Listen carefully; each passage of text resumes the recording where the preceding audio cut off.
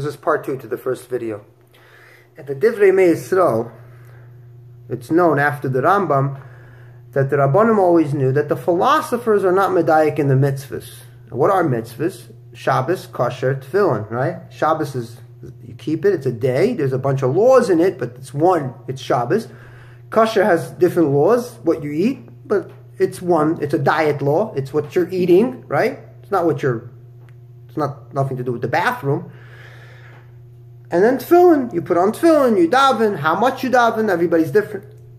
But the philosophers, the Jewish philosophers were always not. So you see the Even Ezra, the Ralbag, everybody that was involved with philosophy. How do I know Rashi was from? Because he had no background in philosophy. That's how I believe that Rashi was a good believer till the end of his days. Some of them looked like believers, but they were not. They wrote a wonderful book, like the Rambam wrote Mishnah Torah. Everybody thinks that he believed everything he wrote in the Mishnah Torah.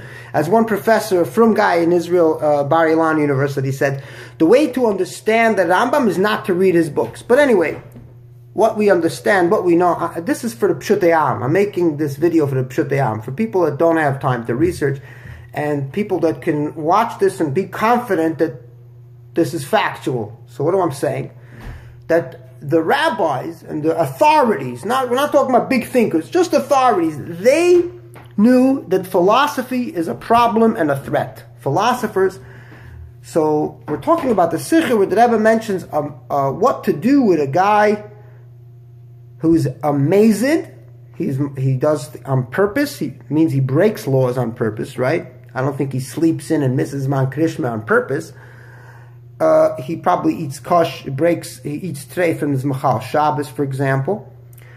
And lahachas. Lahachas is who's he getting angry? He's probably getting angry someone who gets emotionally disturbed by someone else not believing in what he believes. Imagine what kind of society that would be if people get the... And you can see that the Jews suffered from people who believed in other things and felt that we were a threat. When religious the temperature of religious belief went high, the Jews who were the minority in these countries that they were against always suffered. And when we were on top, we controlled others, then they suffered. But that's just history.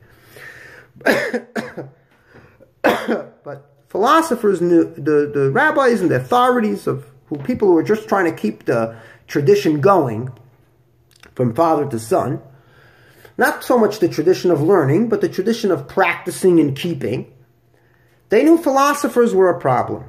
So who is the mazid here? So it's not a philosopher like Oliver Sacks says, I'm not a militant atheist. What he means is he says that if someone wants to believe, he's not going to try to persuade the person not to believe. And he's talking about a God, Gettlichkeit, godliness, this Christian concept of a modern concept of belief. Not talking about organized religion where someone's going to tell them you have to do this on Shabbos and you can't do this and you shouldn't use the Eidiv and start bothering him. He probably Oliver Sacks, the neuroscientist, probably had a very limited access to frum people in that, the people who are very annoying, right? Or at least those who give him a hard time. When he would realize that this is a problem and this should be dealt with, he thought he was talking about people who stam believe.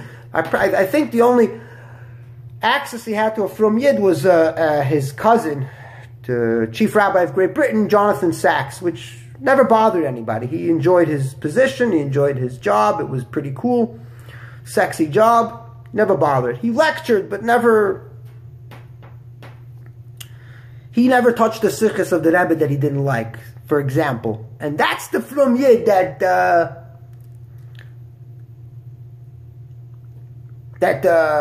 Oliver Sacks knew, his cousin. He once had a mezuzah, he took it. So who's a lahachasnik? So we try to think of people, I don't know who's a lahachasnik, and anyone that's a lahachasnik, who you're angering. You're not getting God angry, because the last time in a mythical story people fought God was when they went on top of a tower shooting arrows at the sky. So what are you going to do? Burn tefillin? So let me ask you, burning down a mosque or burning down a church or burning down religious articles or money that people donated to God or properties, right? Like churches and holy places that they didn't know, but is that also getting God angry? Or is God like, hey, it's really my property, it was donated by Goyim, but It's really my property still. Hey, you're destroying it. Hey, you're getting me angry. What kind of immature nonsense is this? So who's the Rebbe talking to? Does the Rebbe himself believe it, or is he still messing with some guy who has a loved one or a friend that he could harass and bring him to what? What is he going to bring him to? Everybody practices Yiddishkeit if there's a friend involved. If there's people need a Bal Koida. For example, me. I'm not a believer, but I'll lane, and I'll do a minyan, and I'll arrange a minyan, and I'll help out. Because as long as the people are nice, and they're menschlich, which sometimes they fall over and they push their boundaries sometimes, and it's tough. As my friend said to me, you go to make that minyan, you help these people out, it's am she'yodef. He says it in a more classical term, but it's just people need to, they don't want to sit down and open their minds, and that's how they're going to be. And they're merchants and classy people living in a fancy neighborhood, but they have a lot of mistakes. But we'll leave them alone for now, and we'll give them what they want, as long as they behave nice, right? Soon, because we don't need them.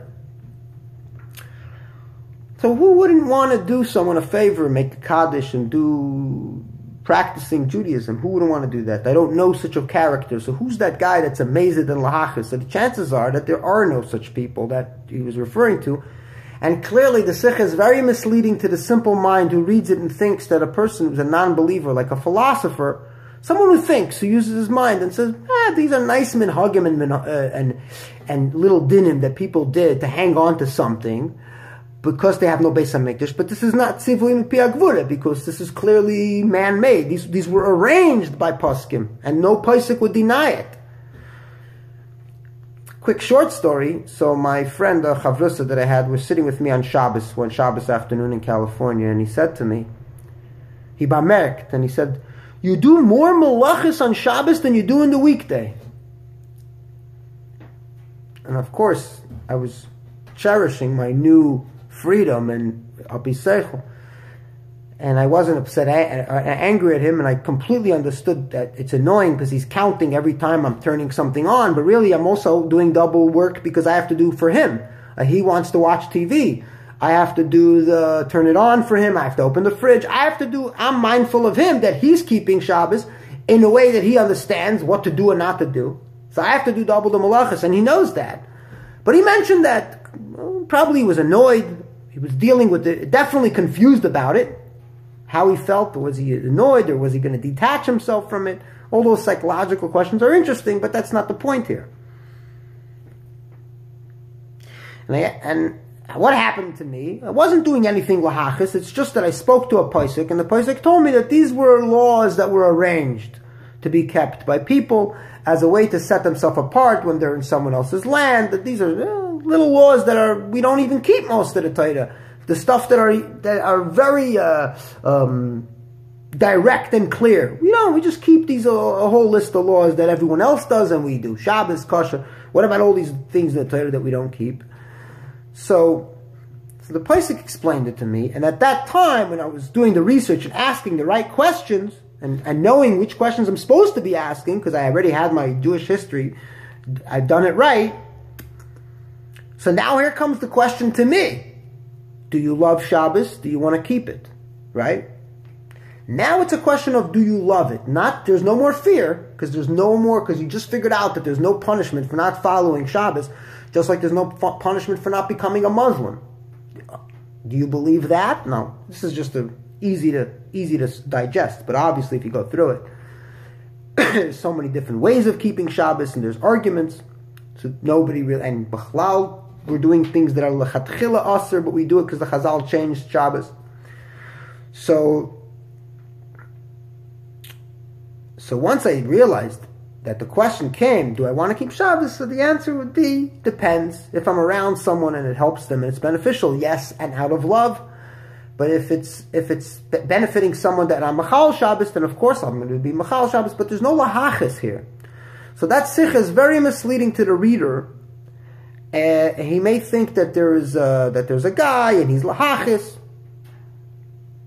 And I'll follow up a beautiful story about what happened in Simchas Torah, about a boy that was convinced that taking a video of Kiddush on Shabbos, when I make Kiddush on Shabbos, it's only for a guest. I never do it for my